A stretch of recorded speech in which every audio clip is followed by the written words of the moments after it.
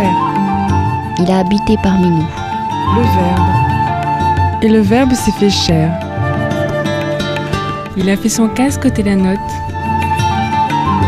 La parole a mis un mot.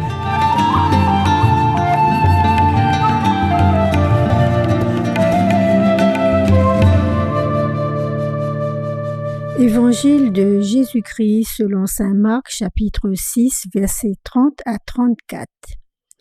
En ce temps-là, les apôtres se réunirent auprès de Jésus et lui annoncèrent tout ce qu'ils avaient fait et enseigné. Il leur dit : « Venez à l'écart dans un endroit désert et reposez-vous un peu. » De fait, ceux qui arrivaient et ceux qui partaient étaient nombreux et l'on n'avait même pas le temps de manger.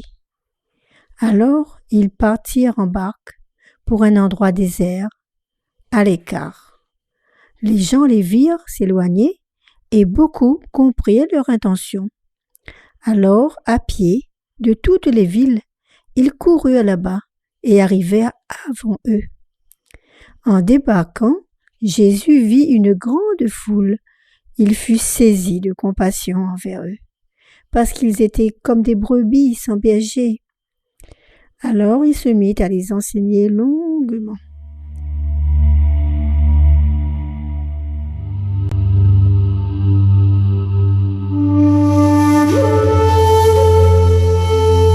Des petits mots pour avance pli devant. Un causement pour ouvre le cœur. Oyez, oyez, bonnes gens, qui veut plus d'amour, être compris, qu'on le prenne en compassion, qu'on passe son temps à l'écouter, à l'aimer, à l'aider, à le relever quand il tombe. Tout le monde, n'est-ce pas? Nous voulons tous qu'on nous aime. Moi, je connais quelqu'un qui fait cela tous les jours, gratuitement, avec fidélité. Cette personne, tu sais, ne te laissera jamais tomber.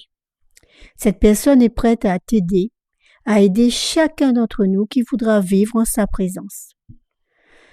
Son amour, l'amour de cette personne est insondable. Il n'y a pas de limite. En haut, en bas, devant, derrière, partout. Et cet amour est tout puissant. Mais dis-moi, tu connais bien cette personne toi aussi? Mais oui, c'est Jésus. Vous avez remarqué dans cette parole à quel point Jésus, je parle de Jésus, est rempli de patience, de compassion, à quel point il prend soin de ses apôtres qui ont été envoyés en mission, mais aussi de la foule qui a soif de sa parole. Alors il oublie sa fatigue, il met ses besoins personnels en arrière-plan. Et hop, c'est reparti. Il veut assouvir la soif des âmes qui le cherchent. Il ne demande que ça. Tiens, fait étonnant. La foule, avide de sa bonne parole, de ses miracles, de ses grâces, lui court après. Est-ce que de nos jours, on voit encore des foules innombrables qui courent après Dieu, qui recherchent sa présence et ses bienfaits? Non, je ne crois pas.